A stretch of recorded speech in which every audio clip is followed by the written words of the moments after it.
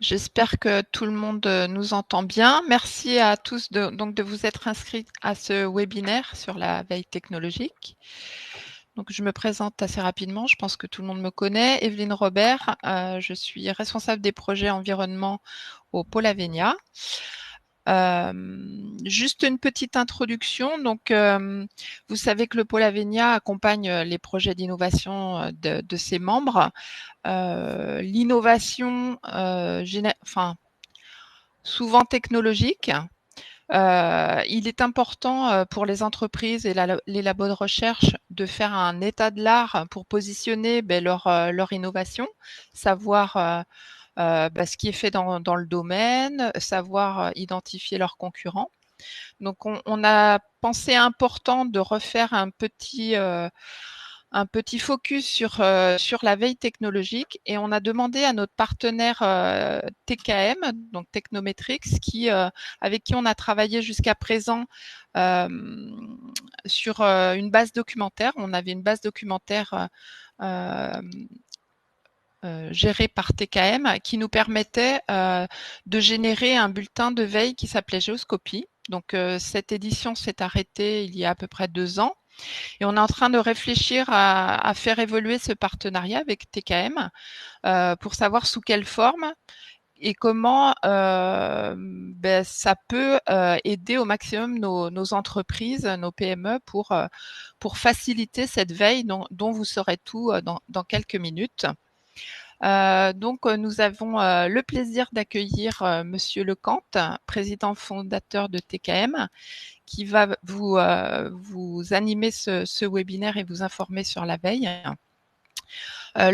Juste pour information, le webinaire est enregistré parce qu'on a des participants, enfin des adhérents intéressés qui ne pouvaient pas se rendre disponibles, donc il sera mis en ligne. Nous espérons que vous apprendrez pas mal de choses. N'hésitez pas à poser des questions en fin de webinaire. Voilà, c'est vraiment le moment de faire le point sur ce thème. Voilà, je vous laisse la parole, Monsieur Lecante. Merci encore pour votre intervention. Merci Evelyne, merci Blanche. Bonjour à tous et à toutes. Je vois effectivement parmi les participants là, qui sont en train de continuer à nous rejoindre quelques noms connus de gens avec lesquels on a déjà travaillé ou des gens avec lesquels j'ai échangé récemment. Donc, je pense en particulier sur quelques démonstrations de logiciels de veille. Donc bonjour à tous. Merci effectivement au Pôle Avenia de nous inviter à animer ce webinaire. Merci d'avoir rappelé qu'il était enregistré parce que du coup, vous m'obligez à ne pas dire trop de bêtises cet après-midi. Enfin, en tout cas, moins que d'habitude, je ne peux pas m'engager à l'impossible. Et effectivement, notre sujet cet après-midi va être de parler de la veille et comment remettre la veille, alors stratégique dans toutes ses composantes, donc la veille dans toutes ses composantes, un peu à l'ordre du jour dans un univers à la fois de la recherche, de l'innovation et d'évolution de l'industrie, où ces activités de veille reprennent tout leur sens aujourd'hui en 2021. Alors, Blanche, je ne sais pas si c'est moi qui ai la main sur le fait de passer les slides. Oui, visiblement c'est moi puisque l'écran a changé. Et puis petit point aussi effectivement pour compléter l'introduction d'Evelyne, ce webinaire cet après-midi s'inscrit aussi dans une réflexion initiée par le pôle.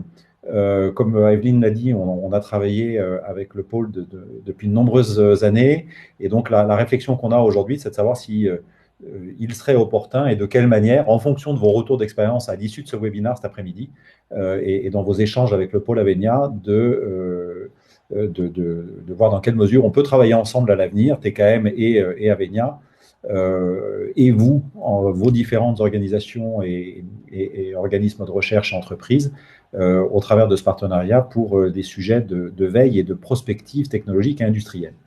Donc, au menu cet après-midi, un rappel rapide du contexte dans lequel aujourd'hui on se situe quand on parle de veille en 2021. La remontée, j'ai envie de dire, la remontée ou le retour en grâce des activités de veille dans cet univers un peu complexe. On passera beaucoup de temps sur des exemples de cas réels. Je vais aller très vite sur la première partie, pardonnez-moi d'avance, mais les slides que je projette sont évidemment dans les mains d'Evelyne et de Blanche et du Pôle Avenia. Donc, n'hésitez pas à leur demander, prenez et lisez-en tous, car ceci est pour vous. Et donc, je vais aller vite sur la première partie pour passer plus de temps sur la description des cas réels. Et évidemment, laisser un maximum de temps à vos questions, à des échanges et un débat, si techniquement cela est possible avec l'outil qu'on utilise cet après-midi. Petite information pour vous dire que chez TKM, on anime beaucoup de webinars. Il y en a quelques-uns qui sont d'ores et déjà prévus. L'intelligence artificielle au service de la veille, j'en dirai un mot tout à l'heure. La propriété intellectuelle, la propriété industrielle au service de l'innovation, le vendredi 5 novembre. Et puis, un webinaire plus thématique qui sera animé par ma collègue Alice, qui porte sur l'impact de la 5G sur l'industrie. De manière très concrète, on a fait un petit état de l'art sur les impacts de la 5G sur le monde industriel. Et donc, si ces sujets vous intéressent, la date n'a pas été fixée, donc je tirerai personnellement les oreilles d'Alice puisqu'elle ne nous a pas fourni de date, mais si ça vous intéresse, nous ne sommes pas plus loin que LinkedIn ou Internet ou le téléphone pour vous inscrire, mais les dates vont être fixées très prochainement.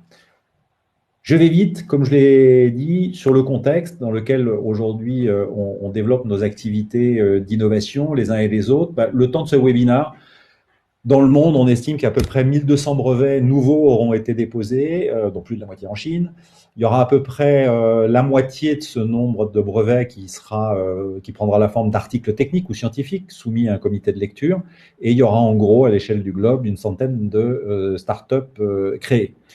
Donc, pour commencer à illustrer le fait qu'on est clairement dans un processus d'accélération de l'innovation et du monde de la recherche.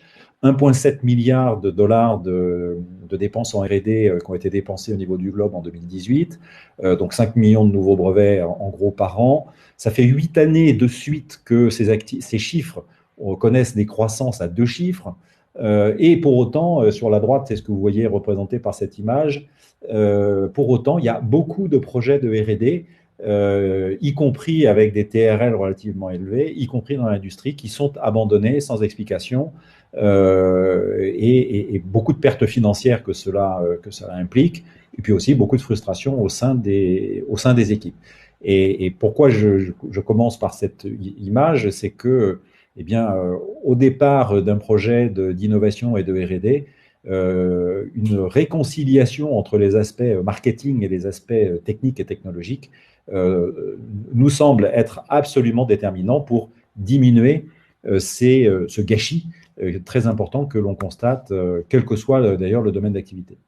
Le deuxième élément de contexte que je veux partager là aussi très vite avec vous, c'est l'accélération des cycles d'innovation. En 1439, vous reconnaissez cette machine, la première imprimante, qui a permis en 50 ans, dans les 50 premières années de sa diffusion en Europe, bien sûr, d'imprimer plus de 20 millions de livres et qui est resté pendant près de 4 siècles la technologie dominante en matière d'impression.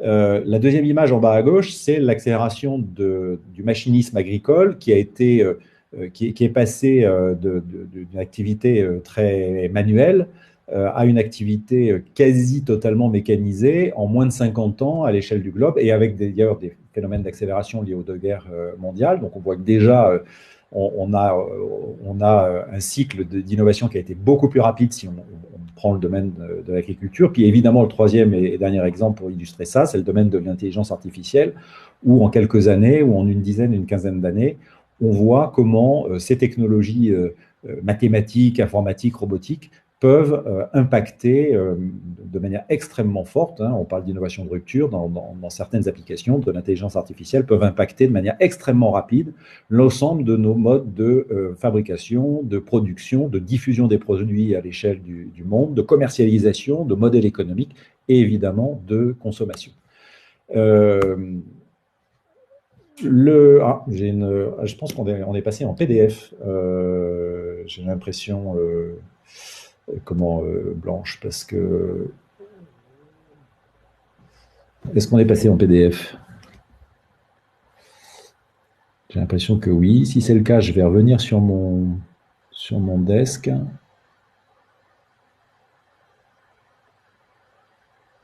Alors, je vais m'arrêter un instant. Je vois que Blanche essaye de faire des essais. Partage de bureau. Si je fais comme ça, lancer dans une appli, ouvrir l'appli. Je vais essayer de passer en PowerPoint parce que là où typiquement il y avait. Alors, il faut que je télécharge.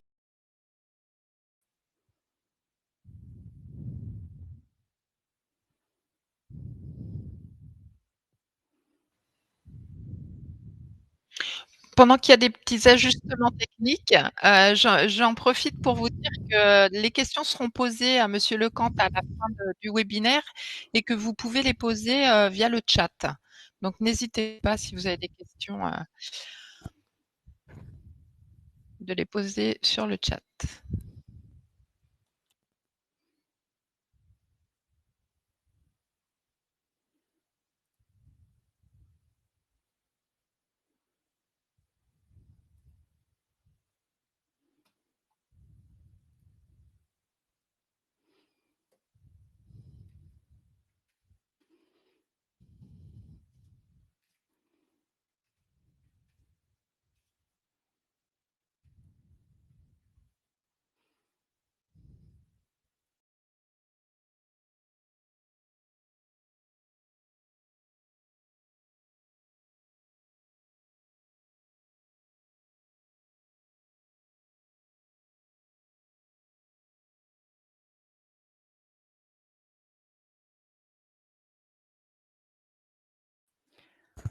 Bonjour à tous.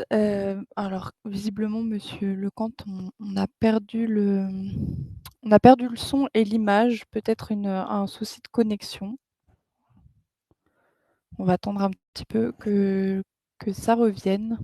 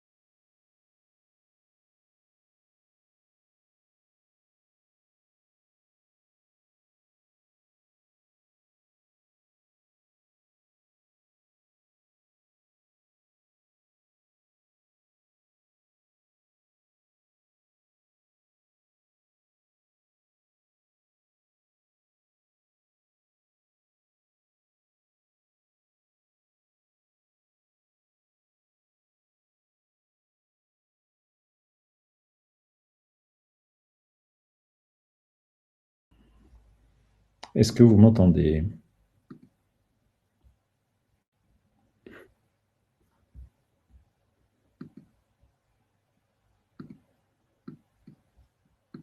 Oui, ça y est, Ça y est? le son est revenu. Effectivement, la présentation, même en PowerPoint, les animations ne fonctionnent pas depuis la plateforme. Je vous confirme. Très bien. Alors, sélectionner une fenêtre, écran entier, oui, autorisé. Merci de ne pas me reposer la question. Donc, avec un peu de chance, il a fallu que j'installe quelque chose. C'est pour ça que ça m'avait jeté dehors. Est-ce que là, vous voyez mon écran bientôt s'afficher? Alors, moi, je ne vois plus rien, donc c'est formidable. Est-ce que là, vous le voyez? Oui, là, c'est bon. On voit la présentation. Bon. Super. Alors, je reviens là où j'étais.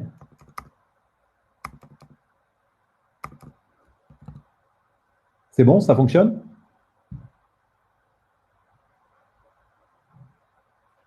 Oui. Est-ce que vous m'entendez toujours?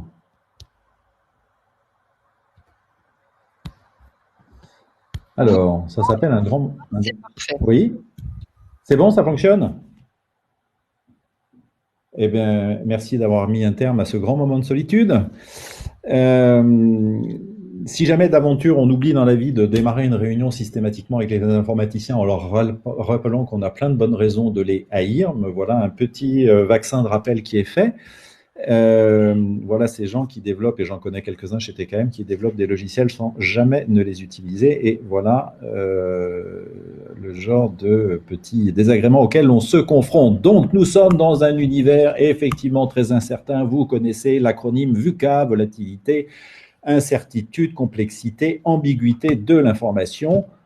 Il n'y a plus de marché aujourd'hui qui ne puisse être ubérisé. Je vais accélérer pour rattraper un peu mon retard.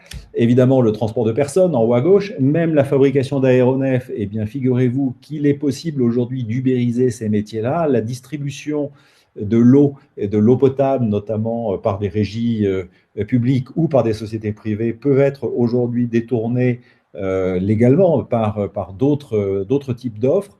Et puis en bas à droite, ça n'est pas de l'humour noir.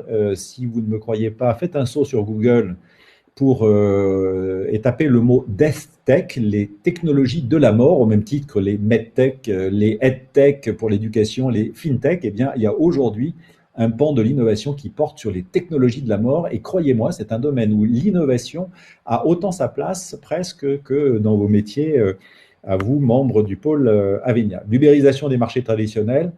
Là aussi, pour terminer cette mise en contexte, je ne sais pas si vous reconnaissez ce jeune homme, un petit indice supplémentaire, eh bien, c'est le monsieur qui, chez Kodak, dans les années 70, a inventé l'appareil photo numérique qui, vous le savez, aura été l'innovation qui aura peu ou prou créé ou engendré la mort de Kodak quelques années plus tard. Donc, nul n'est prophète en son pays et l'ubérisation peut venir, et c'est ça le paradoxe, ou en tout cas l'ironie macabre de cette planche, eh bien l'ubérisation, ou ce qui va effectivement menacer vitalement mon activité, peut aussi venir d'innovations qu'à un moment donné j'ai eu dans les mains, mais dont je n'ai pas vu l'intérêt. Cela étant, il n'y a pas de fatalité, le destin d'une entreprise peut effectivement basculer, mais dans le mauvais sens ou au contraire dans le bon sens. On va être optimiste cet après-midi en disant que une information ou la veille, effectivement, avec la bonne information au bon moment, l'entreprise aurait pu modifier, impacter sa stratégie. Et peut-être, Blanche, on peut poser la première question à nos participants cet après-midi. Là, je vous laisse faire. Moi, je ne touche plus à rien, hein, de toute façon, parce que vous avez vu. Je ne suis pas très doué.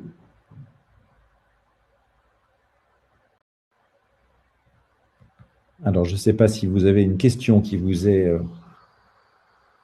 poussée par la plateforme. Comme je n'ai plus aucun retour d'image, Blanche, je vous laisse me guider.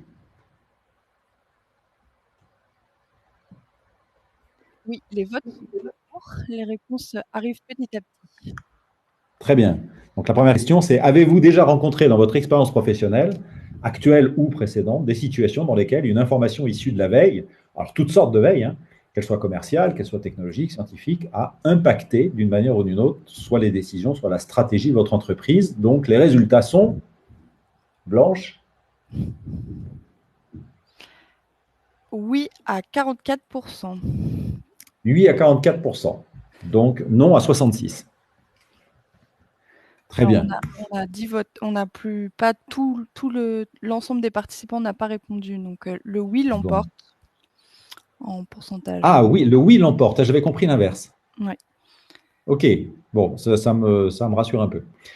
Je vais aller, donc comme on a perdu, j'ai perdu au moins 5-6 minutes avec les problèmes techniques liés au diaporama, je vais aller très vite sur les principes généraux de la veille. C'est là-dessus, c'est ça que vous pouvez retrouver dans les slides à l'issue et à venir. Il n'y a rien d'innovant dans ce que je vous montre là. C'est les différentes typologies de la veille sur l'environnement, les marchés, la veille technologique bien entendu, une veille plus prospective sur les tendances, qui va plus s'intéresser aux tendances socio-économiques d'un marché, deux types de veille, soit la veille au sens classique, c'est-à-dire je mets en place une surveillance sur un environnement, sur mes concurrents, sur un univers scientifique ou technologique donné, et cette information récurrente nourrit mon pilotage stratégique, ou bien au contraire, je mets en place une veille. Evelyne parlait en introduction d'état de l'art, d'état des lieux, d'études, de cartographie. Il y a effectivement également cette deuxième façon de faire de la veille, c'est avant de lancer un projet, de réaliser une analyse sur l'état des lieux et l'état de l'art.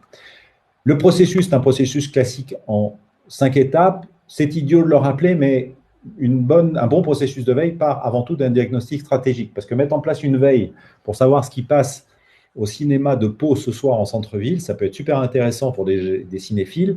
Après, en tant que dirigeant d'entreprise ou chercheur, ça peut être moins intéressant. Donc, le diagnostic stratégique, c'est de savoir d'abord dans quelle situation et quelles sont les questions stratégiques auxquelles mon organisation est confrontée, en tirer les conclusions, ou plutôt les enseignements en matière de plan de veille, de la nature des données que nous allons collecter. Si c'est une veille plus concurrentielle et commerciale, ça va être plus de l'information économique, industrielle, financière qui va m'intéresser. Si je suis plutôt sur la recherche d'émergence de nouvelles technologies, c'est plutôt la littérature scientifique qui m'intéressera. Donc, le choix des données qui vont être surveillées. Et puis, évidemment, ensuite, toute la partie de l'analyse des données et de la diffusion. On peut poser, Blanche, la deuxième question. La deuxième question, c'est, selon vous, quelle est la répartition du temps entre la phase où on collecte de l'information et la phase d'analyse? Est-ce que c'est 80% du temps à faire aujourd'hui de la collecte, parce qu'il y a tellement d'informations que c'est ce qui prend le plus de temps? Est-ce qu'en gros, c'est 50-50? Je passe 50% sur la collecte et 50% sur l'analyse? Ou à l'inverse, est-ce que je passe 20% sur la collecte et 80% sur l'analyse? Alors, Blanche ou Evelyne, si vous pouvez me Les dire. votes sont en cours. Voilà, il y a autant de suspense qu'à l'Eurovision. Hein. Ah oui. Et en plus, il n'y a pas de bonne réponse. J'ai ma réponse, mais je ne prétends pas qu'elle soit bonne. Alors, je partage les résultats. On a un vote 100%, 20% partout, donc le même résultat, sachant qu'on n'a pas 100% des participants qui ont répondu. Donc, chaque réponse a le même pourcentage. Eh ben, on va faire comme à l'école des fans, tout le monde a gagné. Parce que, en fait, on peut aborder la question en disant, est-ce qu'aujourd'hui, je passe 20% de mon temps à faire de l'analyse et 80% à collecter de l'information? La réponse est, le plus souvent, effectivement, aujourd'hui, ça se passe plutôt comme ça. C'est-à-dire qu'on observe que les gens passent beaucoup de temps à collecter de l'information et finalement, il en reste relativement peu sur la partie analyse, exploitation stratégique et diffusion. Et si on prend la question en disant, mais est-ce que idéalement il faudrait faire autrement? Eh bien, la bonne réponse est plutôt la troisième. Alors, il y a ceux du milieu qui ont mis 50-50, ceux-là, ils ne se sont pas mouillés. On gardera leur nom, hein, Evelyne et Blanche, et on les dénoncera à la fin. Mais en théorie, il faudrait idéalement tendre vers une répartition du temps où on passe plutôt 20% du temps à collecter de l'information et 80% du temps plutôt à l'analyser, parce que c'est l'exploitation de l'information qui va générer un impact sur ma stratégie, plutôt que le fait de diffuser beaucoup d'informations. On fait chez TKM beaucoup de formations, d'accompagnement, d'ateliers dans des entreprises de toute taille, des PME, des ETI, des grands groupes, et on se rend compte qu'aujourd'hui, le vrai, là où ça pêche, là où c'est compliqué, c'est plutôt sur, effectivement, cette partie utilisation, exploitation stratégique de l'information. Comment on va s'assurer qu'elle a un impact sur la stratégie? Et d'ailleurs, le fait que ce temps dédié à l'utilisation de la veille soit finalement trop faible, fait qu'au fil des années, il y a eu une désaffection des managers pour la veille, puisque finalement, ils ne voyaient plus l'intérêt, il n'y avait plus d'impact direct. Donc aujourd'hui, ce qu'on cherche à faire très clairement, c'est à rééquilibrer cette équation, de passer moins de temps sur la phase de collecte, donc ça veut dire aussi utiliser des outils et des méthodes plus systématiques pour passer du temps là où ça génère de l'impact. Alors, je vais passer effectivement à la partie plus intéressante après cette mise en contexte et cette introduction générique sur la veille, sur le fait de passer en revue un certain nombre de cas, d'applications que je vais partager avec vous et qui, je l'espère, permettront de nourrir la discussion ou vos questions dans quelques minutes. Premier exemple, c'est cette société dirigée par Bernard Pitre, le le CEO de Convectaire, enfin l'ancien CEO de Convectaire, il a pris du recul maintenant, qui dirigeait jusqu'à il y a quelques années Convectaire, entreprise qui fabrique des appareils de chauffage électrique pour le marché canadien et états-unien. La problématique de Convectaire, c'était une problématique d'innovation. Comment innover quand on est une PME de 150 personnes, dans un univers, en gros, c'est les convecteurs, hein, si vous ne l'avez pas compris. L'électricité coûte pas cher en Amérique du Nord, donc c'est le moyen primaire de chauffage. Donc, c'est un univers qui est clairement pas très innovant. Et quand on veut innover, en gros, on échappe pas facilement au schéma de pensée dominant. Et en l'occurrence, pour Convectaire, ça s'était traduit par le fait de développer un radiateur connecté. Il y a la brosse à dents connectée, il y a le vélo connecté, il y a les portes et fenêtres connectées. Après tout, pourquoi pas le radiateur connecté? Bon. Moi, là où j'ai commencé à avoir des doutes sur les objets connectés, c'est effectivement quand j'ai entendu parler de la brosse à dents connectée. Alors, il y a des tas de gens qui vont me dire que c'est sûrement formidable, mais enfin, moi, personnellement, peut-être que je suis né dans un siècle où ça ne servait à rien et je continue de penser que même au XXIe siècle, que ma brosse à dents soit connectée, ça ne changera pas ma vie. Et voyez-vous, mon radiateur électrique non plus. Que je puisse piloter le chauffage de ma maison à distance, mes consommations électriques, oui, pourquoi pas, ça c'est la domotique, et il y a plein de choses à imaginer là-dedans, et il y a plein de choses qui sont déjà imaginées d'ailleurs. Mais de là à faire un convecteur connecté, eh bien, figurez-vous que le marché a donné à peu près la même réponse à Convectaire. Une fois qu'ils ont eu développé leur super appareil, ça a fait un flop, tout le monde a dit « ouais, c'est super techniquement, mais au fait, ça sert à quoi ?» Et ça, réfléchissez bien, regardez bien autour de vous ou dans votre entreprise, il y a combien de projets qui sont partis comme ça sur une intuition absolument géniale et qui ont abouti à un truc en disant finalement, ça ne sert à rien. Bon. Ou ça ne marche pas, mais ça peut arriver, ça c'est le propre même d'une activité de R&D. Du coup, en rebondissant sur ce semi-échec, Convectaire s'est dit, mais finalement, ce qu'on voudrait, c'est réussir à monter un écosystème d'innovation, un laboratoire d'innovation sur la thématique, finalement, de la maison bienveillante. La maison bienveillante, dans l'esprit de Bernard, c'était de dire une maison qui serait organisée autour des besoins de ses occupants, et tout au long de la vie. Donc, les besoins ne sont pas les mêmes à 30 ans, un jeune couple, à 35 ans, un jeune couple avec des enfants, et puis à 60 ans, un couple seul qui reçoit de temps en temps ses petits-enfants. Et avec, au milieu, tous les passages de la vie, les accidents, les maternités, les choses les maladies qui font qu'à un moment donné, évidemment, ça a un impact sur la manière dont on interagit avec son lieu de vie. La question posée à la veille, c'est qui dois-je inviter dans cet écosystème d'innovation, qui est donc plus large que mon convecteur connecté, et est-ce que une veille sur cette thématique peut m'aider à identifier de nouveaux amis, quelque part, que je pourrais motiver à venir se joindre à nous et donc, quelque part, par rétroaction, m'aider à être plus pertinent demain dans mes sujets d'innovation.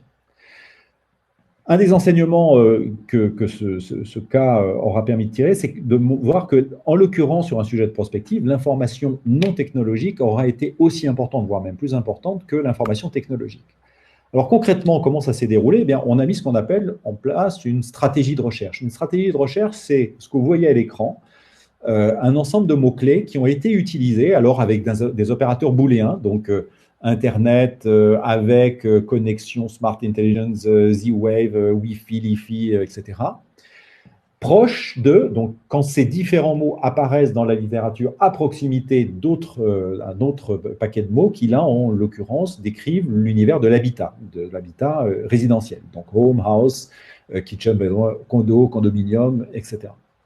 Et on a monté deux stratégies de recherche, une plutôt orientée sur la domotique, où je vais retrouver mon radiateur connecté et ma brosse à dents connectée, même si vous avez compris que j'en ai pas, mais une stratégie un tout petit peu plus fine et un peu plus intéressante sur des notions beaucoup plus intangibles qui sont cette notion de bien-être, de prise en considération des occupants, etc.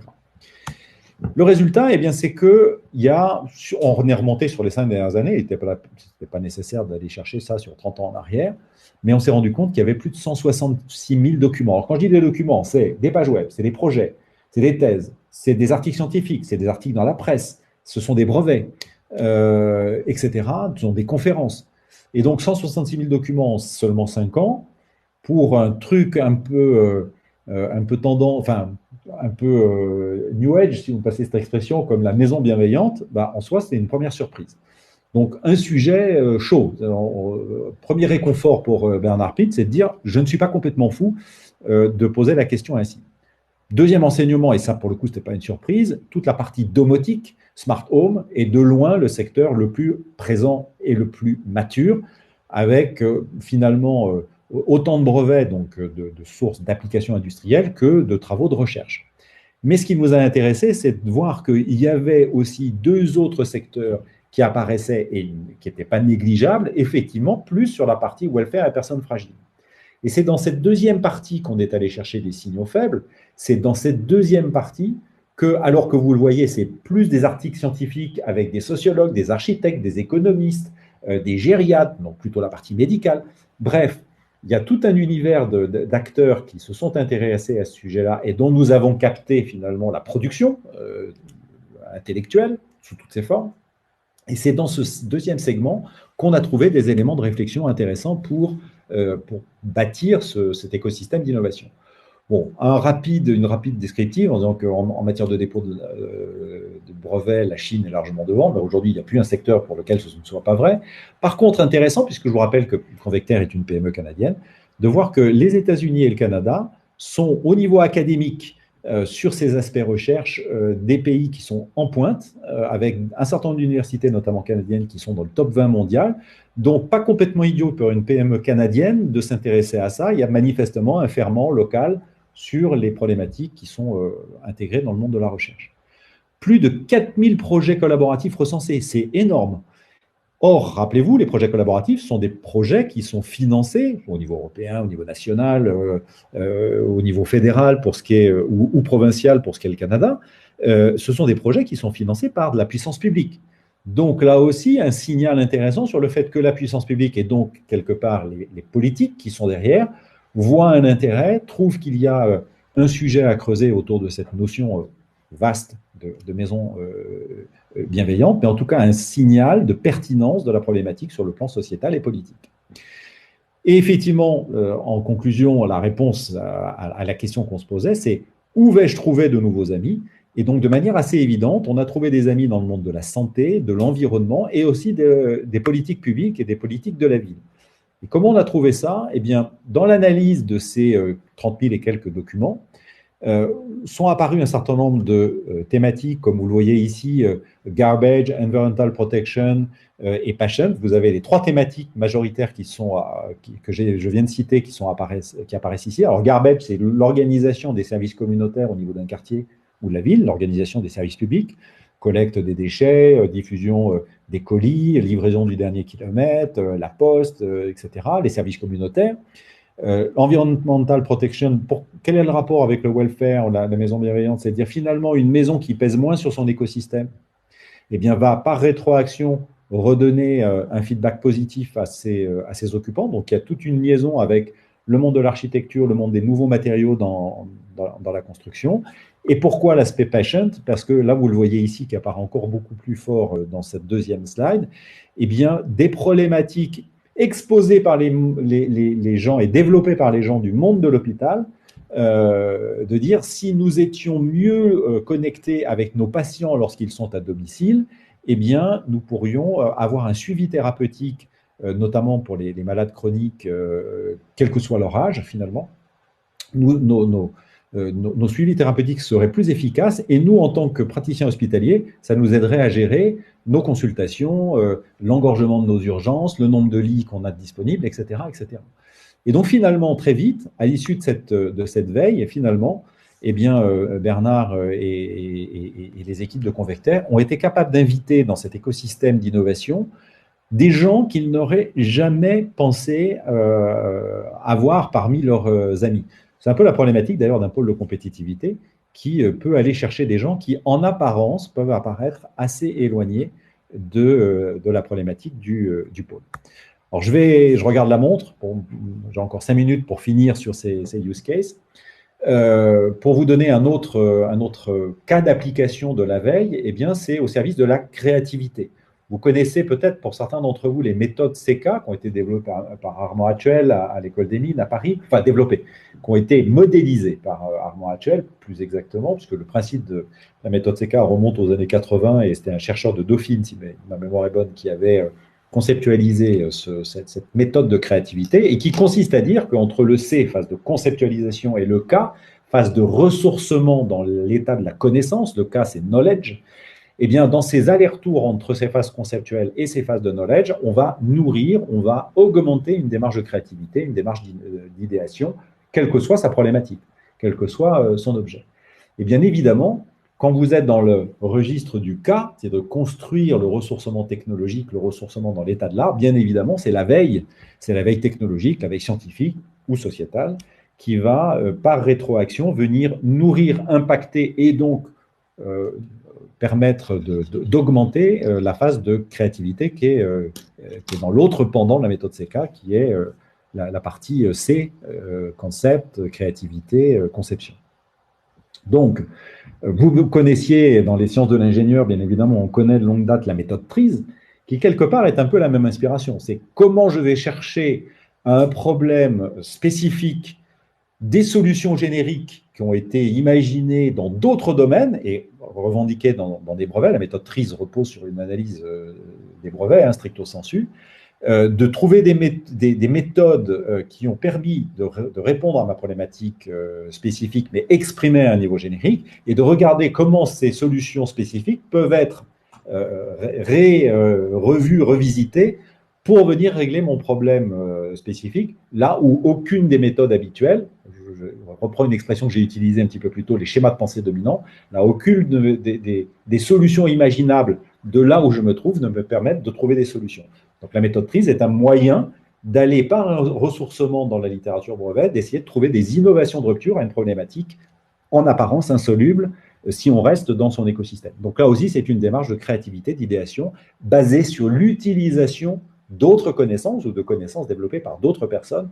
Et c'est bien évidemment une activité de veille qui est derrière, qui est sous-jacente. Un autre point, eh bien, c'est le fait pour une entreprise de mobiliser des financements, que ce soit pour lever des fonds, dans le cadre d'une start-up ou d'une PME, de mobiliser du crédit impôt recherche, crédit impôt innovation, ou d'aller chercher des aides européennes. Dans les trois cas de figure, vous aurez besoin de montrer que votre projet est éligible, donc de démontrer, pour ce qui est du crédit impôt recherche, le caractère innovant, novateur de votre projet au regard de l'état de l'art. Donc on revient là aussi à une activité de veille. Et croyez-moi, quand vous regardez le guide, vous lisez le guide année après année d'application du crédit impôt recherche diffusé et rédigé par le MESRI, le ministère de l'Enseignement supérieur de la Recherche, vous voyez à quel point l'exigence des pouvoirs publics en matière de méthodologie d'état de l'art a augmenté pour vous permettre de prouver l'éligibilité de vos sommes déclarées au titre du crédit impôt recherche pour être capable de prouver cette éligibilité. Pour ce qui concerne la levée de fonds, eh bien, là aussi, démontrer que votre projet est porteur d'innovation et porteur aussi de diversification industrielle. On va voir un autre exemple.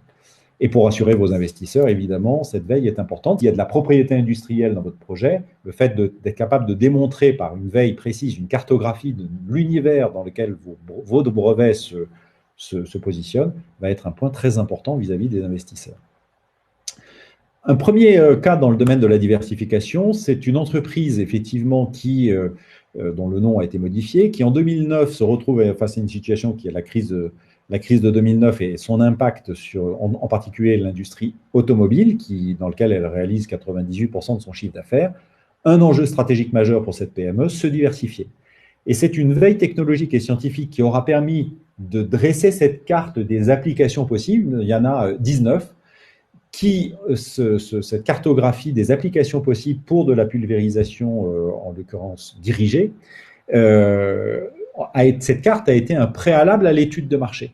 C'est-à-dire, d'abord, la démarche de l'entreprise a été, par une veille technique et scientifique, d'identifier des marchés d'application possibles, ensuite de les passer au filtre de l'analyse marché et des études de marché, pour, au final, retenir une diversification dans deux domaines, le machinisme agricole et l'agroalimentaire, dans lesquels non seulement l'entreprise avait identifié qu'elle avait un avantage technique concurrentiel qu'elle pouvait faire valoir sur ces nouveaux marchés, mais aussi après avoir vérifié sa liberté d'exploitation. Je vais en redire un mot dans un instant.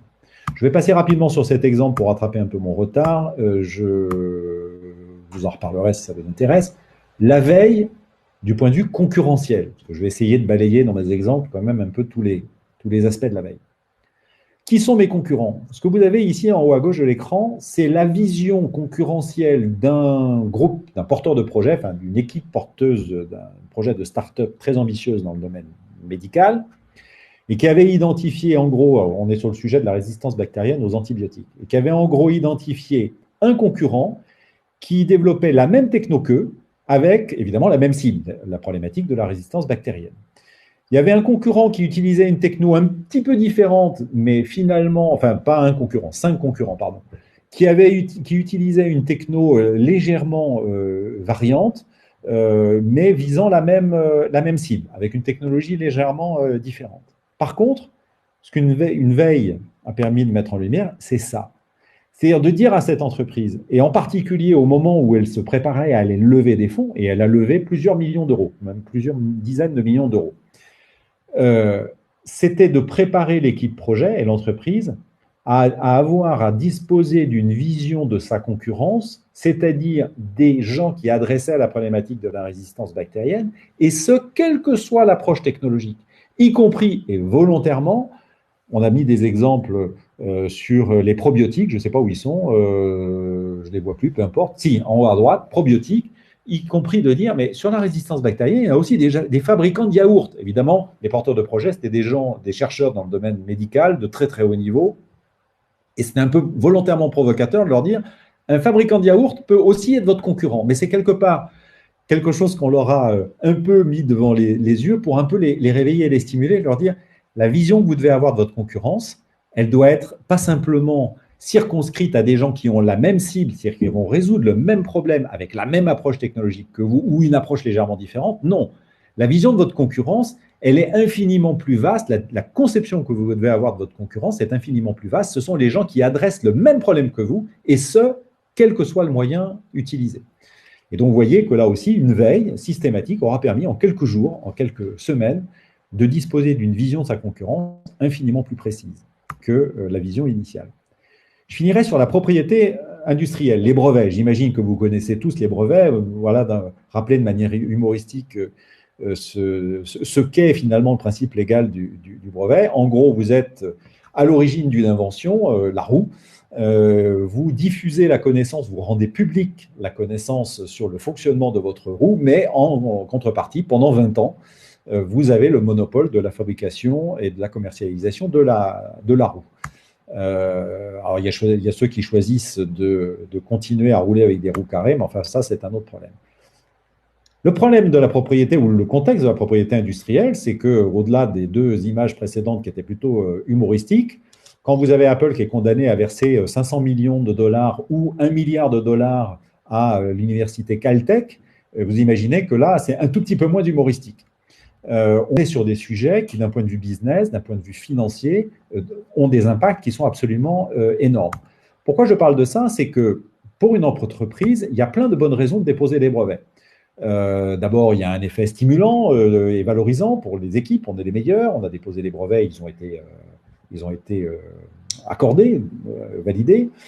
Ça peut permettre à mon entreprise de lever des fonds, de se distinguer de sa compétition, et puis c'est une matérialisation, une concrétisation de tous les efforts financiers et humains dans mes activités de R&D. Donc, il y a plein de bonnes raisons pour déposer des brevets. Il y en a quelques-unes de ne pas déposer de brevet. Alors, il y en a une mauvaise tout de suite, c'est dire, moi, je suis une PME, finalement, c'est trop lourd pour moi, c'est trop compliqué pour moi de déposer un brevet. Ça, mauvaise réponse. Par contre, si vous considérez que la reverse engineering sur un produit qui va copier votre technologie, celle que vous vous apprêtez à protéger dans le cadre d'un brevet, si vous pensez qu'il sera pour tout un tas de raisons difficile de prouver que vous avez été copié, voilà une bonne raison pour ne pas déposer de brevet, puisque je vous rappelle que le brevet, la première chose consiste à rendre au public l'objet de votre connaissance. Et il y a des gens qui continuent de se tromper en pensant qu'il suffit de raconter ce qu'on veut dans un brevet et de ne pas tout dire. Je vous rappelle que c'est une cause de nullité d'un brevet si un homme de l'art ou une femme de l'art n'est pas capable, avec les revendications telles qu'elles sont rédigées parce qu'il manque une petite astuce qui, elle, n'a pas été consignée dans le brevet, eh bien, c'est une cause de nullité et d'attaque réelle de votre brevet devant une cour. Si vous pensez que l'impact économique de votre marché ou bien que les rythmes d'innovation sont tels, c'est le cas par exemple de l'intelligence artificielle, il y a des sujets dans lesquels on peut déposer des brevets, y compris en Europe, sur des sujets d'intelligence artificielle, sur des algorithmes. Mais clairement, on est sur des rythmes d'évolution de la connaissance aujourd'hui qui sont tellement rapides que ça n'a pas de sens de déposer de brevets. Donc il y a quelques mauvaises raisons, mais il y a quelques bonnes raisons aussi de ne pas déposer de brevet. Mais quoi qu'il en soit, et ça beaucoup de gens l'oublient, même si, quoi qu'il en soit, vous devez impérativement mettre en place une veille brevet. Soit parce que vous déposez des brevets, et donc vous devez gérer vos dépenses. Ça ne sert à rien de continuer à entretenir et à développer au niveau international et à payer au fil des années de plus en plus cher pour maintenir en état des brevets, si finalement votre brevet est complètement miné par d'autres brevets concurrents et que quelque part votre technologie n'est plus d'actualité. Si vous continuez à investir ces sommes, c'est aussi pour maintenir votre avantage comparatif, votre avantage concurrentiel. Ça veut dire que vous devez être en mesure de surveiller que quelqu'un n'est pas en train de finalement copier votre brevet.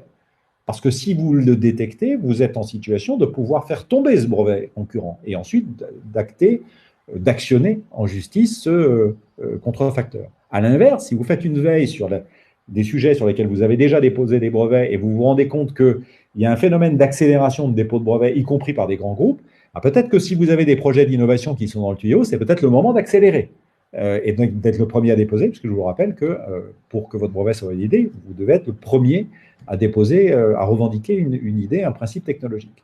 Et puis, valoriser vos titres et les défendre, eh bien évidemment, si là aussi vous ne savez pas qui est en train de vous contrefaire, eh bien vous n'avez que peu de chances de les actionner en justice. Donc, si vous déposez des brevets, vous devez mettre en place une veille. Mais ce que beaucoup de gens oublient, c'est que même si vous ne déposez pas de brevets, vous devez, malgré tout, vous devez mettre en place une veille.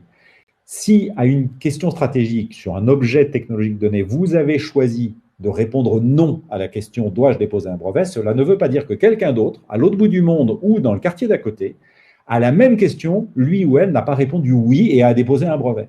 Et que vous vous retrouviez de fait, y compris à l'insu de votre plein gré, en situation de contrefaçon.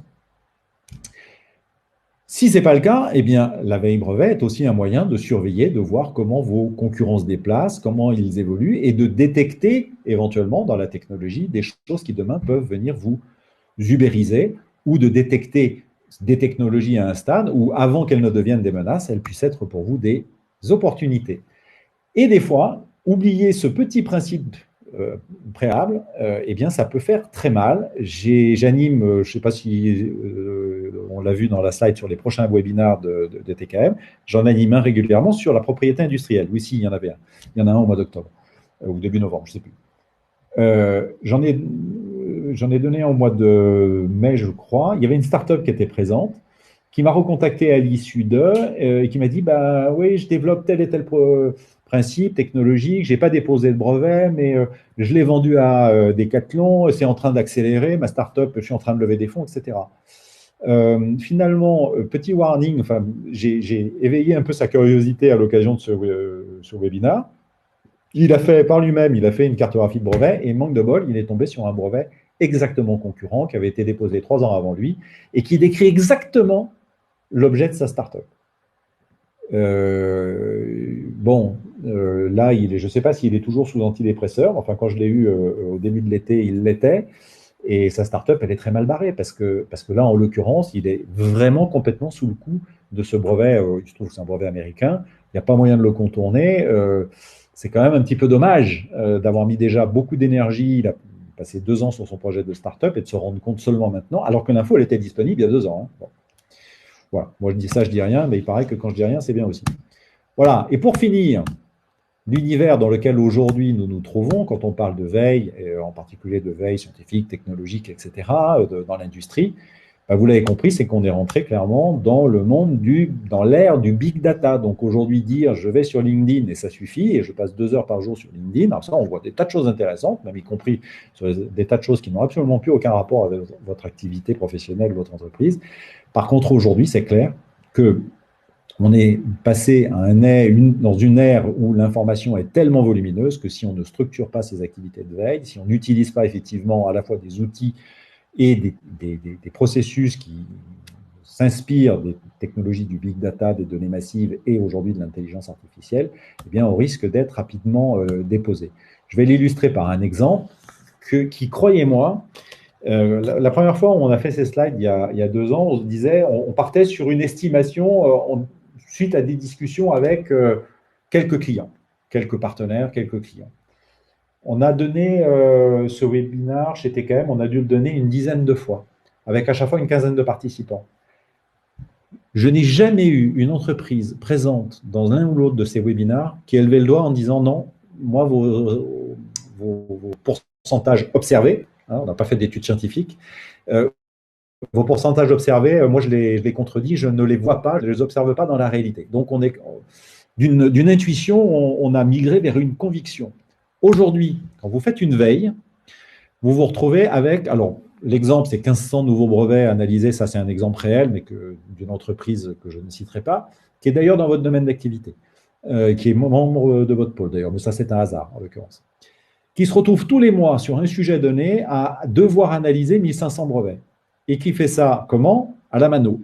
Et qui fait faire ça à qui? Un veilleur, qui le plus souvent possible le sous-traite à un stagiaire, avec un problème que ça pose de continuité dans la manière d'analyser l'information, qui va y passer en moyenne 4 jours par mois, et croyez-moi, en termes d'évolution spirituelle, il y a mieux que de lire des brevets à longueur de journée, même quand c'est son métier, pour arriver à un résultat qui est très frustrant, parce que sur 1500 brevets, en moyenne, et c'est ça le pourcentage qui a été vraiment confirmé par tous ces webinaires et tous les gens avec lesquels on a pu évoquer ce sujet, en gros, en moyenne, entre 10 et 15% seulement des 1500 documents en entrée de jeu se trouvant au final qualifiés de pertinents.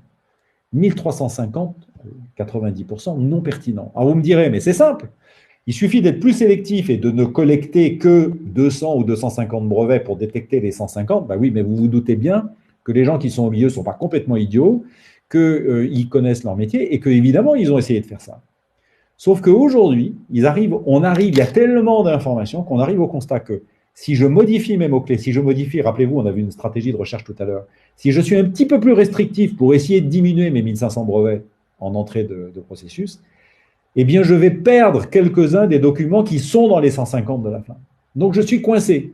Et je n'ai plus d'autre solution que de lire et de me palucher les 1500 brevets, tout en sachant que je vais en rejeter 1350.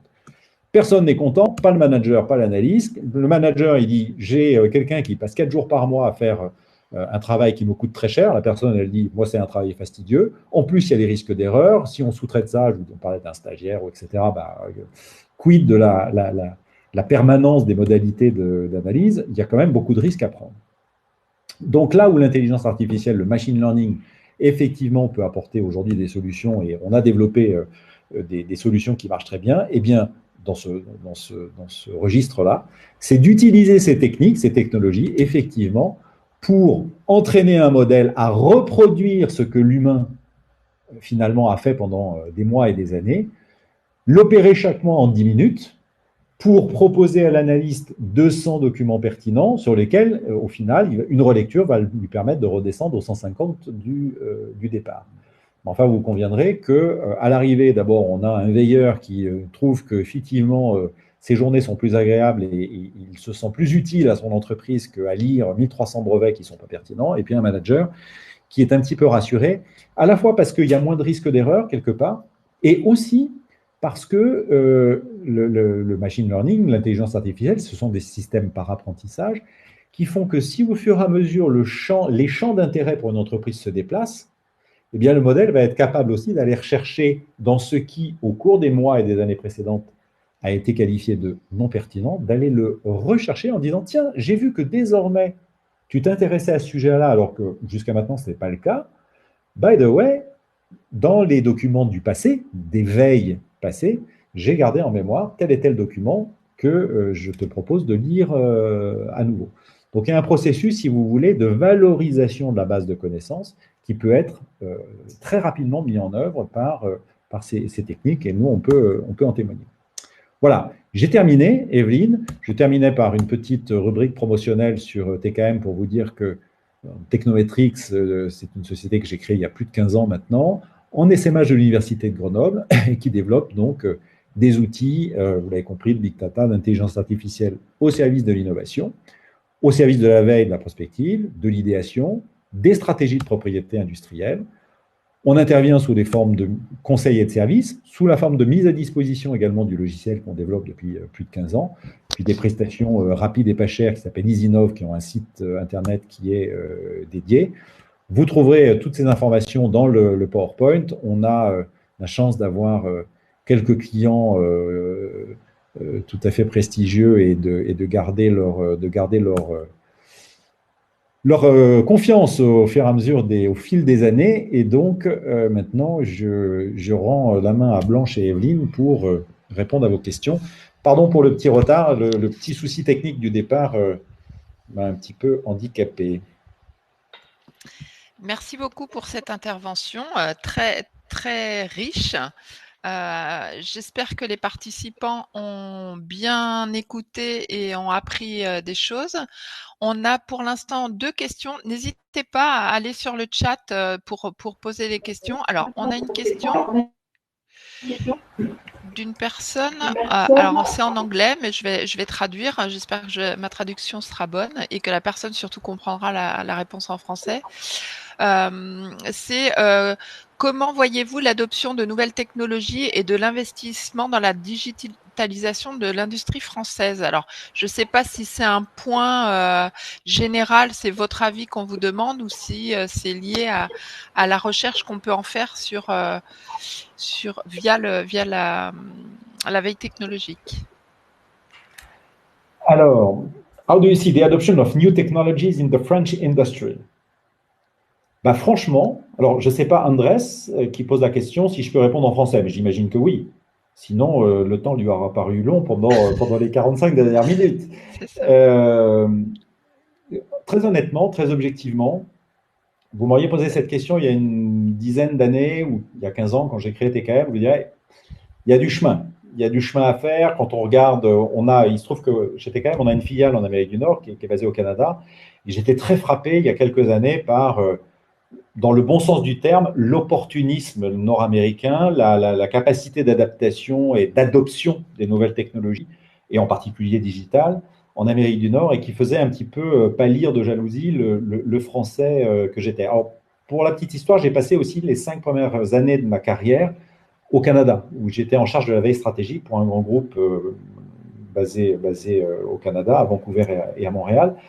Donc, il y a quelques années, je vous aurais dit, oui, franchement, the French industry peut mieux faire. Objectivement, aujourd'hui, que ce soit poussé par le monde de la recherche publique, la recherche académique, je crois qu'il y a des gens du BRGM avec nous cet après-midi, les grands groupes, tirés par les grands groupes, poussés par des PME, des startups, franchement, aujourd'hui, je serais beaucoup moins, pessimiste qu'il y a quelques années pour répondre à cette question-là. Sur la question de la digitalisation dans l'industrie, vous avez vu, on a fait un séminaire. Si ça vous intéresse, n'hésitez pas à rester en contact pour participer à ce webinaire sur la 5G et justement l'impact de la 5G sur le monde industriel. La dernière fois qu'on a donné ce webinaire, Alice l'a donné au début de l'été, il y avait, je crois, une quarantaine de PME qui étaient présentes.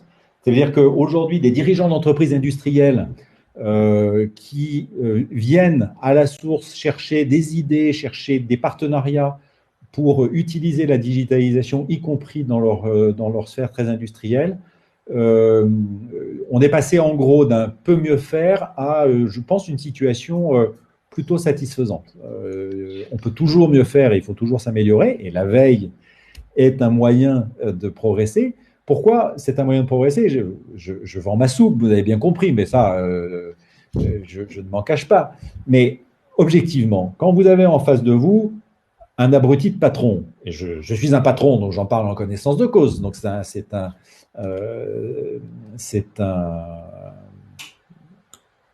bon, bref, le mot ne me revient pas, mais peu importe. Vous avez en face de vous un abruti de patron qui ne veut rien comprendre, et je fais ça très bien, de rien comprendre. Pourquoi? Parce qu'il a sa culture, parce qu'il a son histoire, il a son expérience. Mais si, au même abruti de patron, vous venez le voir en lui montrant des éléments factuels, comme quoi des concurrents, comme quoi des laboratoires académiques ont développé des technologies, en quoi ça peut avoir un impact, de regarder si vous pensez à la maison bienveillante, à un moment donné, une veille, ou un état de l'art, un état des lieux sur des éléments plus sociaux, sociétaux que purement industriels. Si c'est votre patron, s'il a créé son entreprise ou s'il la dirige, ça veut dire que quand même, a priori, il n'est pas ennemi de son intérêt et de celui de son entreprise. Peut-être que si aujourd'hui, il ne vous entend pas et il n'est pas le premier à adopter l'innovation à chaque fois que vous lui en parlez, c'est peut-être que vous avez manqué d'éléments factuels pour le mettre en déséquilibre avant. Et clairement, aujourd'hui, ce n'est pas en surveillant LinkedIn, Facebook ou en allant sur Google 1 heure par jour que vous allez être capable de structurer une activité de veille et de prospective qui va vous permettre de convaincre à la fois les dirigeants d'entreprise, des investisseurs, des banquiers, de vous suivre dans un projet. Ce sont des éléments factuels. La veille, c'est par définition une démarche qui vise à faire remonter des éléments factuels visibles, extraits du brouhaha dans lequel on est. Et donc, en ce sens, si vous considérez, Andrés, que l'adoption de l'innovation et de la digitalisation n'est pas suffisamment développée dans l'industrie, eh bien, remettons-nous collectivement en question. Ça veut dire peut-être qu'à nos interlocuteurs, nous n'avons pas su jusqu'à maintenant leur remonter suffisamment d'éléments factuels pour les motiver à nous suivre dans ces sujets de digitalisation ou d'innovation. Merci beaucoup. Alors, on a Monsieur Yves Guénard qui pose une question à l'utilisation de la veille pour trouver de bons partenaires de développement et d'industrialisation de nouvelles technologies. Je suppose que c'est est-ce qu'on peut utiliser la veille pour… Je comprends la question comme ça. Effectivement, la réponse, Yves, est oui, évidemment. Il y a quelques années, j'avais un motto, je ne l'ai pas développé, mais c'était resté entre nous. Je disais, TKM, finalement, on est le mythique de l'innovation technologique. Parce que par le biais de mots-clés, et d'ailleurs l'exemple sur la maison bienveillante, quelque part, c'est un peu cette logique-là. C'est par le biais de mots-clés, dont moi, en tant que fabricant de convecteurs électriques, j'imagine un univers qui est bien défini et qui correspond à ma culture de fabricant de convecteurs. Et je me rends compte, en résultat d'une veille, que finalement, j'allume dans mon radar des points avec des gens qui n'ont rien à voir. Une des remarques verbatim de Bernard Pitre, le patron à l'époque de Convectaire, avec qui j'avais bossé là, sur ce laboratoire d'innovation, une des remarques de Bernard, quand je lui avais dit, tu sais, il y a le monde hospitalier, regarde, il y a le CHU de Montréal, il y a le CHU Sainte-Justine. Il m'a dit, asti de tabarnak, là, je passe ma vie avec eux autres à leur vendre des convecteurs. Ça fait 20 ans qu'on leur vend des affaires. Je n'ai jamais pensé à leur parler d'innovation, tabarnak. Mais je dis, oui, ok, tu vas retourner les voir, mais pas aller voir le directeur des achats de l'hôpital pour lui vendre tes crises de radiateurs à 20 dollars pièce. Tu vas aller voir la directrice de l'innovation du CHU de Montréal en lui disant, coudonc, j'aimerais ça monter un écosystème qui parlerait de la maison bienveillante. Et c'est ça qu'on a fait. On est allé voir cette personne brillante qui s'appelle Cathy Malas. Vous la cherchez sur les réseaux sociaux, vous cherchez de l'innovation dans le monde de la santé. Cette fille est absolument remarquable. La première fois que j'ai discuté avec elle, j'avais l'impression de faire du ski nautique derrière un Rafale, pour vous donner à peu près la puissance de feu de la jeune femme. On est allé voir Cathy avec Bernard, il a présenté son affaire, qu'est-ce qu'elle nous a répondu immédiatement? Putain, mais c'est le bon Dieu qui vous envoie. Ça fait des années qu'on réfléchit à comment connecter nos services hospitaliers et nos méthodes de praticiens hospitaliers, de praticiens de la médecine, avec l'univers dans lequel nos patients vivent au quotidien, c'est-à-dire leur lieu d'habitation, leur lieu de travail, etc. Donc, c'est le ciel qui vous envoie. Trouver de bons partenaires, évidemment, c'est un moyen que la veille permet. C'est aussi vrai pour monter un projet collaboratif, un projet européen, par exemple, aller trouver des partenaires, parce que projet européen, par définition, il faut des partenaires dans un certain nombre de pays d'Europe. Or, moi, mon réseau, il est ici, il est à Grenoble, il est à Pau, il est à Bordeaux, et il est à Paris. Comment je fais pour aller trouver le Fraunhofer qui va bien ou l'université danoise que je vais inciter à venir avec moi? Un petit état des lieux, un petit état de l'art va me permettre d'identifier ces partenaires. Oui, ça peut permettre d'aller chercher des partenaires qui travaillent sur une des briques technologiques qui manque dans le projet, en fait. Oui, tout à fait. Il y a quelques années, on avait accompagné une start-up qui montait qui voulait concevoir, fabriquer et commercialiser des parcs-mètres intelligents. Bon, la startup n'a pas vu le jour parce que j'ai fait tout ce que j'ai pu pour saboter le projet. Mais comme je ne paye jamais de parc-mètre quand je veux me garer en ville, je suis un Français normal. Mais bon, entre-temps, il y en a d'autres qui ont développé des solutions. Donc, bon. La question qui était posée par cette entreprise, enfin par les porteurs de projet, qui étaient vraiment des gens du logiciel. Eux, ils étaient capables de mettre du logiciel et des protocoles de communication. En gros, leur technologie, leur projet reposait sur des technologies de mise en réseau. Je crois que c'était du Zigbee à l'époque, de mise en réseau, de parc-mètre en parc-mètre, de monter un réseau à l'échelle d'un quartier et d'être capable de communiquer l'information au commissariat de quartier, comme quoi place 32 rue Léon Bérideau, quelqu'un n'avait pas payé sa place, son parc-mètre. Pour développer leur projet, ils avaient besoin de développer un capteur. Et dans leur business plan, ils s'étaient dit, bah, on se donne 2 ans et en gros, près d'1,5 million d'euros pour développer le capteur. Et plus les autres trucs. Et en gros, on est à 4 mois, on est à 3 ans du marché. La veille qu'on a faite pour eux, immédiatement, un fabricant ou un concepteur de capteur qui avait développé à peu de choses près le capteur qu'il leur fallait, moyennant un contrat de développement et 6 mois de travail, bah, leur capteur, ils l'avaient. Donc oui, il n'y a aucun doute que la veille est un moyen de trouver des partenaires. Je vois que Yves a posé une autre question sur le fait de savoir si la veille doit être limitée à des spécialistes. Sûrement pas. Surtout pas. Surtout pas. Qu'elle puisse aboutir, le résultat de la veille puisse aboutir sur le bureau d'un certain nombre de spécialistes pour des signaux faibles à caractère technique, technologique. Oui, c'est une évidence. Vous avez des grands groupes qui ont des revues. Vous voyez, rappelez-vous mes 1500 brevets là, de tout à l'heure qui arrivent à 150 qui sont pertinents. On travaille pour un certain nombre de grands groupes, certains d'ailleurs qui sont membres de votre pôle, qui tous les mois ont une revue de projet, enfin une revue pardon de la veille, dans lesquelles il y a les gens de la l'API, il y a les gens de la veille, il y a les gens de la R&D et de l'innovation, et ils passent en revue les 150 documents qui sont pertinents, et il y en a un certain nombre de ces documents qui, après relecture, terminent sur le bureau d'un spécialiste, en disant, tiens, check ça,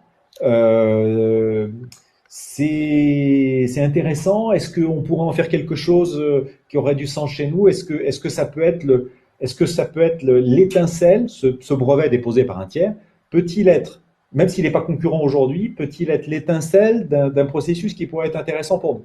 Donc là, dans ce cas-là, le résultat de la veille arrive sur le bureau, dans la banette d'un spécialiste. Mais à l'inverse, il peut y avoir un document un petit peu plus loin qui est ce document-là, ce brevet-là d'un concurrent nous enquiquine bigrement. Il faudrait que les gens de la propriété industrielle et intellectuelle voient dans quelle mesure on pourrait essayer de l'antérioriser.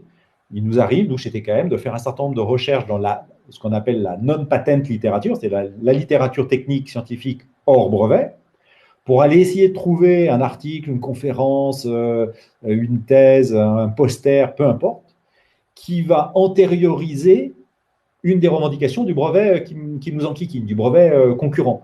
Antérioriser veut dire de trouver une trace écrite et datée qui revendique ou rend public un des éléments clés du brevet que mon concurrent est en train de déposer. Et si je trouve un élément matériel, une publication, le fait de rendre public une information qui correspond exactement à cette revendication technique et qui est datée de manière certaine, un article scientifique, c'est le cas, une communication dans une conférence, c'est le cas, eh bien, ça va être un élément que je vais pouvoir porter à la connaissance de l'Office des brevets qui est en train d'examiner cette demande de brevet et lui dire, eh bien, je pense qu'il y a toutes les bonnes raisons, selon moi, pour lesquelles vous ne devriez pas, en tant qu'Office des bureaux, délivrer cette demande de brevet parce que je considère qu'elle peut être antériorisée au titre de ce document que je vous communique.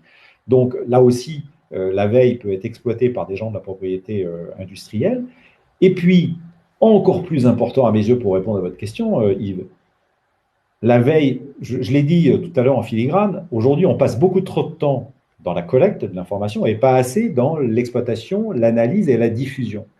Nous sommes des fervents partisans chez TKM depuis de nombreuses années au fait de dire que diffuser un bulletin de veille à 50 personnes qui ne vont pas le lire, ça ne sert à rien. Et on fera un geste pour la planète en arrêtant de diffuser ce genre de courriel. Par contre, on va tous gagner notre temps et notre salaire, notre pain quotidien, si au lieu d'envoyer ce courriel, on réunit les gens du marketing, les gens de la R&D, les gens de la finance, les gens de l'API, dans un café, café de la veille, café de l'innovation, une pizza, je ne sais pas quoi, vous prenez la thématique qui vous intéresse, vous faites ça à la cafétéria, et là, vous diffusez le résultat de la veille. Et vous la diffusez de telle sorte que les gens s'en saisissent, rebondissent. Ah, mais on avait eu un projet il y a quelques années.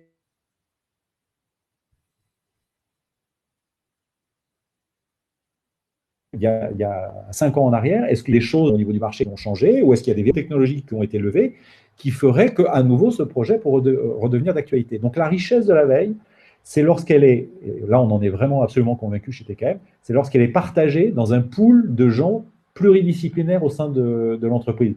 Vous avez sûrement tous vécu cette situation où vous avez les gens de la R&D, les gens du marketing qui se croisent à la cafette, c'est du vécu, hein. Enfin en tout cas moi je l'ai vu, hein. Qui se croisent à la cafette. Ah tiens, salut, comment ça va? Bon, ils parlent poliment parce qu'en même temps, ils sortent pas des mêmes écoles, donc ils parlent pas le même langage. Il y en a un qui parle latin, l'autre qui parle grec, donc évidemment, dans les réunions, c'est pas facile.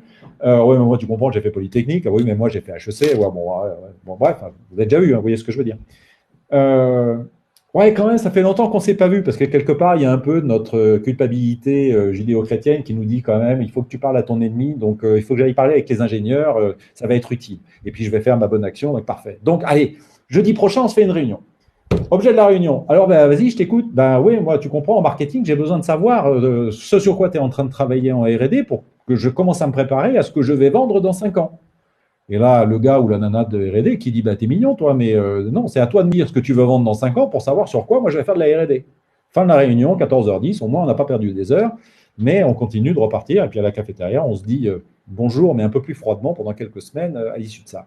Celui ou celle qui n'a jamais vu cette situation lève le doigt, et comme je sais que vous ne pouvez pas lever le doigt, je ne prends aucun risque cet après-midi, mais très objectivement, ce genre de situation, combien de fois ça se produit? Et dans des entreprises très grandes et dans des entreprises très petites.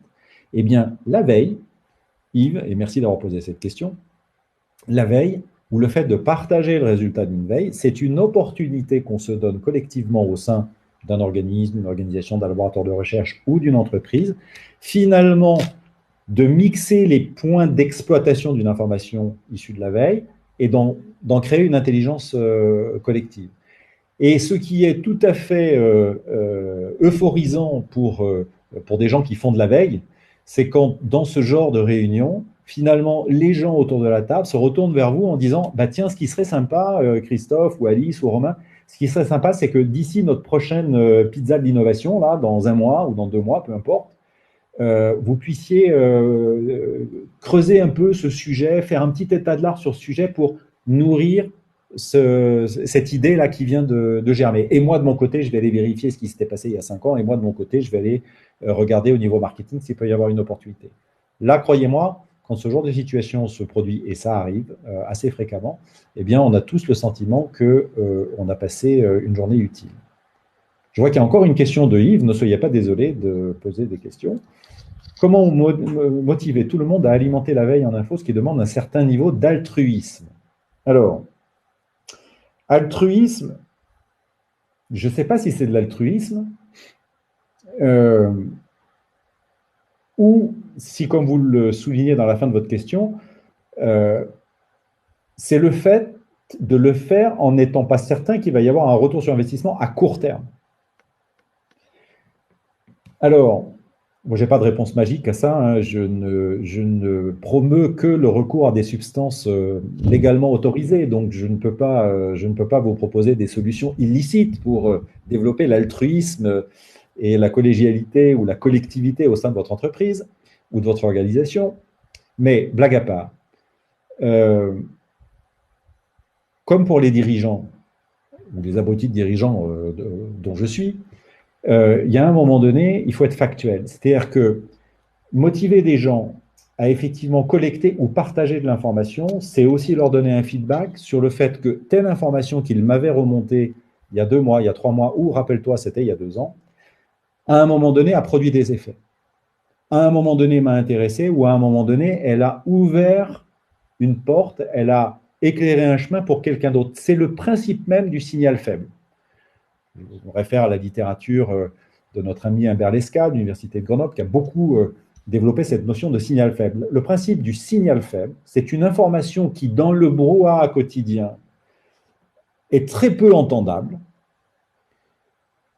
peut éventuellement passer dans les oreilles ou entre les oreilles d'un certain nombre de gens sans éveiller le moindre soupçon de soubresaut sur leur électroencéphalogramme, mais qui, déposé entre les oreilles d'une autre personne, qui va croiser ça avec une intuition, une autre information, quelque chose de totalement décorrélé, à un moment donné, bang, ça va faire bing.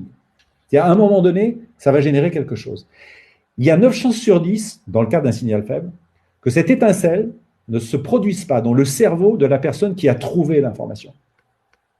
Alors, pour répondre à votre question, eh bien, la responsabilité, elle est du côté de la personne chez qui cette étincelle a lieu. C'est de dire, dis donc, tu sais cette idée que j'ai eue, ou comment est née cette démarche que nous avons lancée, ou ce nouveau projet, ou que sais-je?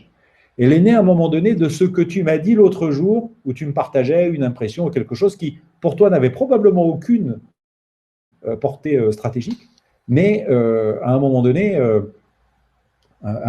pour moi, a fait tilt. Je vais vous donner un exemple. Réunion de comité de direction dans une PME dans le domaine des telcos, et puis le dirigeant de l'entreprise évoque un certain nombre de partenariats stratégiques avec des très grands groupes. Alors, c'est un univers dans lequel il y a 4-5 grands groupes dans le monde, et on a vite fait le tour. Et il dit, voilà, je discute avec les dirigeants de tel groupe pour développer tel type de process, etc. etc. Bon, donc peut-être que ça, dans les mois qui viennent, il va y avoir une perspective. Bon, le lendemain matin, il croise son directeur commercial dans le couloir qui lui dit, non, je suis allé voir, au fait, tu nous as reparlé de cette boîte, etc. Je suis allé, je suis inscrit là sur Boursorama. Dis donc, ça va pas fort pour eux. Ils viennent de perdre 25% de leur capitalisation boursière en 48 heures. Bon, je ne sais plus ce qui avait généré cette perte de capitalisation, et en l'occurrence, on s'en fout complètement.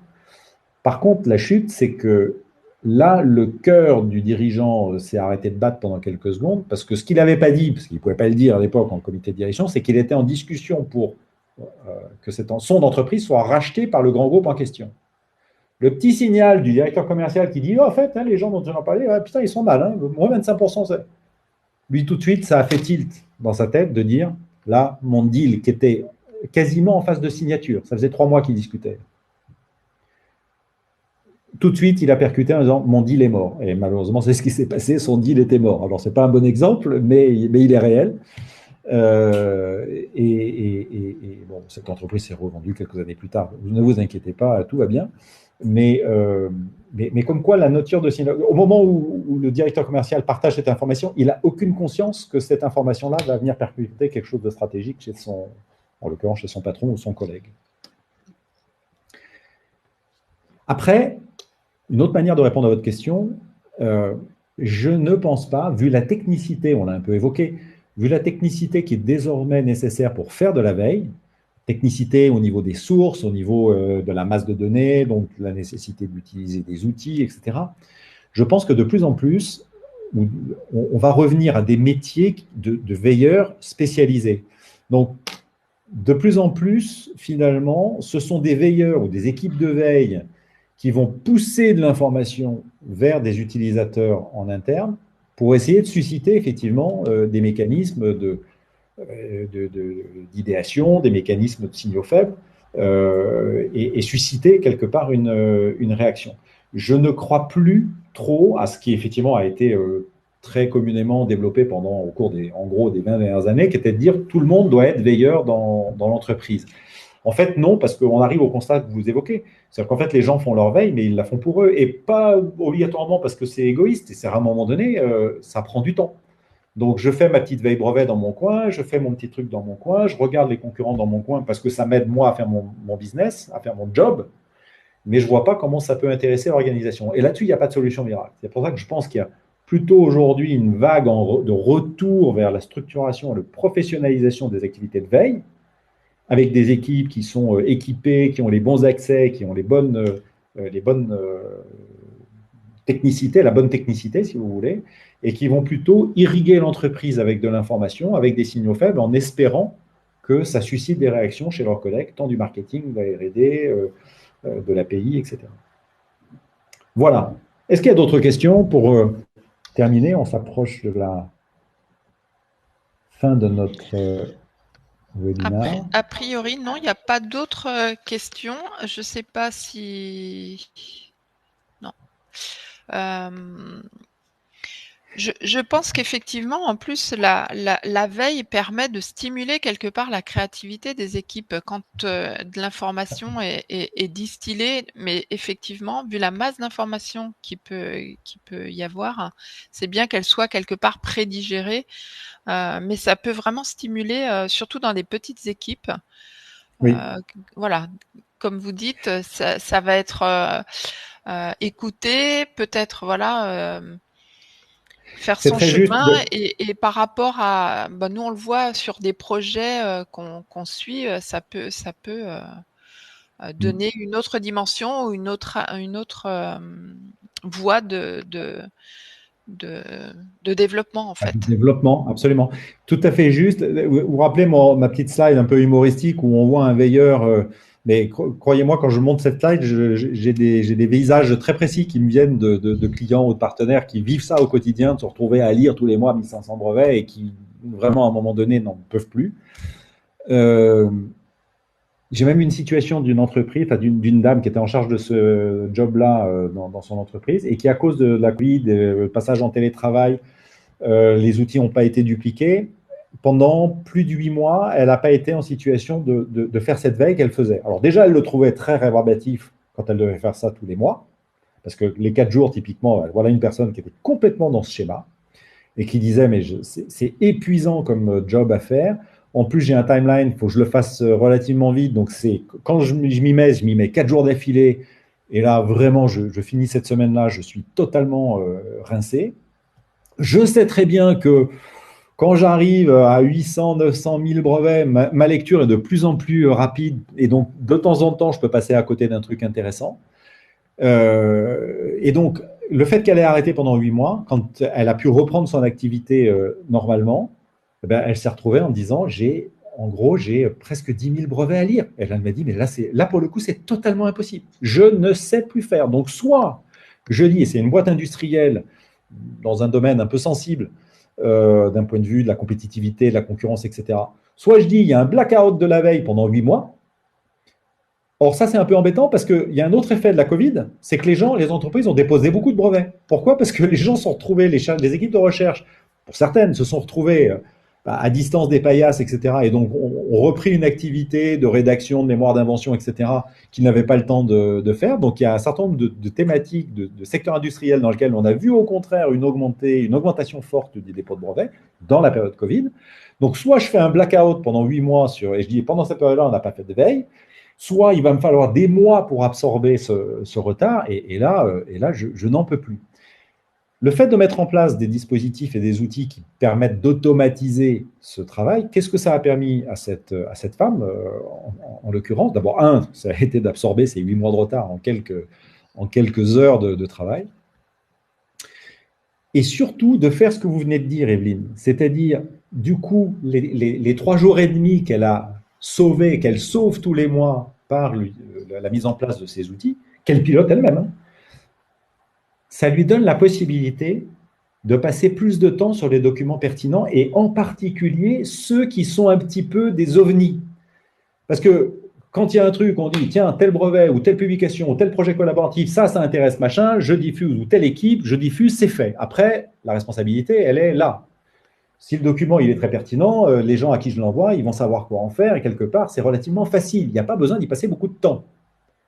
Par contre, là où il faut passer un peu de temps, c'est sur les ovnis. Ce que j'appelle les ovnis, c'est les trucs qui sont un peu juste autour, à la périphérie, ou des fois qui sont très éloignés, mais dont intuitivement, je me dis ça pourrait être intéressant, éventuellement. Et en plus de ça, je vois qui dans l'entreprise serait susceptible de trouver ça intéressant. Là, mettre ça dans un algorithme, ça, c'est pas possible. Mais d'être capable de faire ces connexions-là, ça, c'est du travail humain. Ça, c'est de la maïeutique. Et donc, à un moment donné, c'est du temps et il faut de la disponibilité. Si je sais que dans la journée, il faut que je lise 400 brevets pour tenir ma charge de travail de ma veille mensuelle, par exemple, eh bien, cette disponibilité de passer un peu plus de temps sur ce document-là, qui est un ovni, pour savoir à qui je vais l'envoyer, parce que j'ai l'intuition qu'il peut être intéressant, je ne vais pas le passer parce que je ne l'ai pas. Donc, le fait de sauver ce temps-là peut aussi, paradoxalement, redonner du temps pour que des bulles d'air remontent à la surface, alors que perdues dans la masse, elles auraient été totalement oubliées et non exploitées.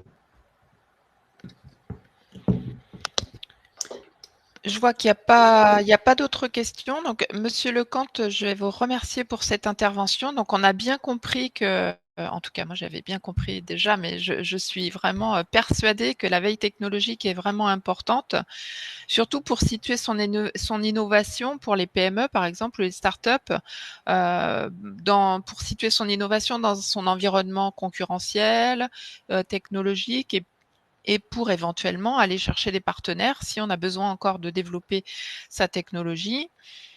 C'est important aussi pour soit des levées de fonds, soit du financement de projet, montrer que voilà, c'est quelque chose qui est innovant, Le accentué crédit sur impôt l'innovation. recherche, Oui, voilà, le pour le crédit impôt crédit recherche, impôt de plus recherche en aussi. plus, voilà, de plus en plus, on demande d'être extrêmement précis sur la nature de la veille Ouais. que l'on propose. Et aussi sur se protéger son innovation, soit en déposant un brevet, soit en faisant de la veille sur ce qui existe voilà, dans les technologies qui sont proches de la nôtre, voir comment elles évoluent. Donc, j'espère que ceux qui ont suivi ce webinaire ont été convaincus aussi que c'était quelque chose d'important dans la vie d'une entreprise ou d'un laboratoire de faire de la veille. Alors, c'est vrai que les moyens humains sont toujours limités pour ça. Donc, il existe des entreprises comme TKM, par exemple, qui permettent d'avoir des outils pour faciliter ça. Je sais qu'il y a des petits dispositifs qui permettent de faire un focus assez précis et assez rapidement sur une techno. Enfin, c'est un des outils que vous pouvez proposer aussi. Donc, n'hésitez pas à revenir vers nous, vous les adhérents du pôle, pour nous faire part de vos besoins en veille technologique, pour qu'on puisse nous mettre en place quelque chose éventuellement avec TKM si c'est possible et voilà, vous permettre d'accéder à cette veille technologique qui, pour les PME, est toujours un petit peu difficile à avoir comme outil. Donc encore merci beaucoup. Merci à vous, Evelyne. Merci à Avenia. Merci à Blanche aussi d'être restée dans l'ombre et de m'avoir sauvé de mes 5 minutes de grande solitude tout à l'heure avec mes slides qui ne voulaient pas passer. Merci à tous pour votre présence. Et puis, écoutez, on sera ravis de continuer, de poursuivre cet échange dans le cadre du pôle, ou si dans vos entreprises ou organisations respectives, vous pensez que ça peut être intéressant de mettre en place une formation, un webinaire privé, n'hésitez pas, passez par Evelyne, on se fera un plaisir de le faire. Vous l'avez compris, TKM, c'est une équipe de 18 personnes passionnées qui travaillent sérieusement sans se prendre au sérieux. On fait un métier passionnant avec des gens passionnants, donc on sera toujours ravis de discuter avec vous sur vos projets d'innovation et de veille. Merci beaucoup en tout cas. Merci à tous et bonne fin de journée. Au revoir. Merci.